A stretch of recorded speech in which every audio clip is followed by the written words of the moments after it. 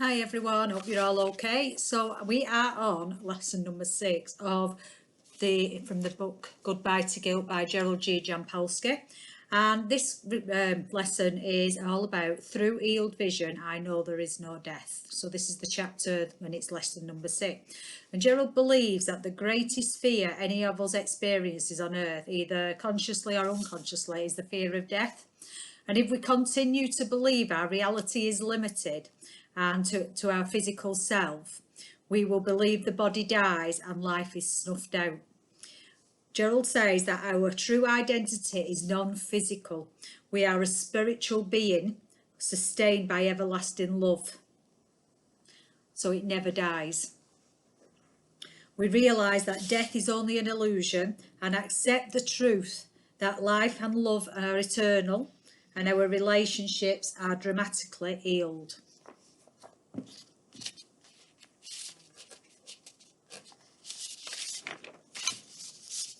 So I want you to pause for a moment and I want you to imagine for 1 second that you truly believe death is an illusion and eternal love is your only reality.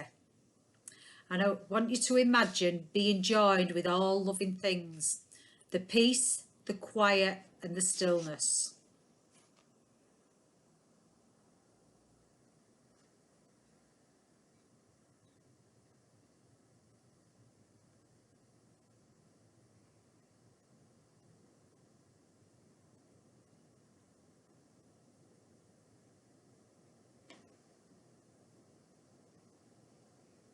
So how did that feel?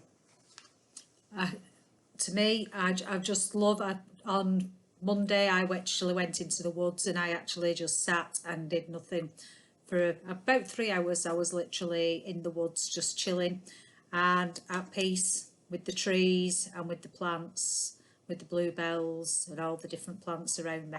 And it was just so lovely and just so still. No contact other than Nala with me, but other than that, there was nothing, and it was so peaceful. So it's about releasing, and we can release the guilt. So we look at our relationships and we see how quickly the grudges and grievances and unforgiving thoughts we held a few minutes ago disappeared. So when we're in that moment of peace and quiet and the stillness, we let go of all the feelings of guilt. Our ego is a great deceiver and it tells us our body is our own reality and therefore death is to be feared. On the other hand, it hides our fear of death from us in the magical hope that death of body can be avoided. Gerald goes on to say that our ego mind attempts to keep hidden from our awareness these 3 items, and the top of the list: there is no death, there is no separation, and there is only love. So it tries to hide these. Gerald says we have to retrain our minds to accept the truth of these statements, and we will really realise past suffering is a mistake. So we'll realise, once we realise that there is death, everybody's going to die, and it's a fact. But actually, our soul will go on, and when somebody dies, it doesn't mean that they'll leave us, or when an animal dies, it doesn't mean it leaves us.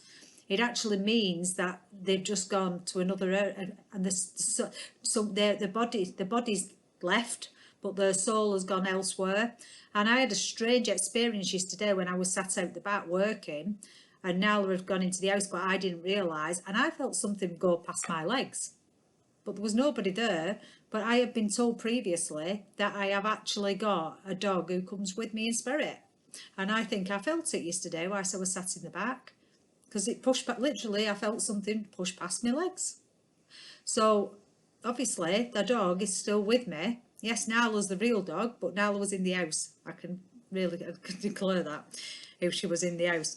So the time we spend trying to control and manipulate others and predict the future are only unconscious displacements of our attempts to control.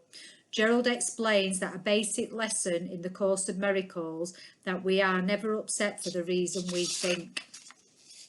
It suggests that the bottom line of fear we all have, regardless of form, is the guilt we experience in feeling separate from God and therefore from each other. The fear of death is a conscious or subconscious level, and people who deny the thought of death are upsetting to them always turn to the obituary column in newspaper before reading anything else. Gerald believes that this is possibly to confirm that they're still alive, and these people are possibly preoccupied with guilt and unconsciously feel great need to punish themselves. Now, I must admit, I used to do this. I used to look at the obituary column in the paper the first straight away. Whether it was because I had guilt, I don't know, but I actually, when working in the GP surgery, morbid as it may sound, I was checking to see if there was anybody in there what we didn't know about. But it was one of the pages I turned to. He goes on to say he concealed his fear for a long time. When he chose to see the world through love of our belief and let go of guilt and death, the guilt and death, once you see life through love, you actually let go of guilt and death. So I'm just going to read some more things for you. He says that through healed vision, I know there is no death. The good news today is the same as it was over 2,000 years ago. With healed vision, we can know that there is no death. The life is never ending, and that God's love and our relationship with him is the only reality that there is. So the lessons in this are: imagine a brilliant glowing light around everyone you see or think of today. Know that the light you see is love and represents that person's true identity. Imagine the same brilliant light around yourself and see your light and the light of the other person joining as one. Knowing that the light you see will never be extinguished, as it is the reflection of eternal love, the creative force of the universe. Then the lesson number 2 is close your eyes and think of someone you know who has died. Allow yourself to feel the loving presence of that person in the centre of your heart. Recognise that you are joined to that person forever, since love only joins and never dies. Number 3 is remind yourself that without fear and guilt, you will recognise love as your only reality, and that through your healed vision there is no death. Repeat to yourself frequently throughout the day, I am not a body, I am free, for I am still as God created me.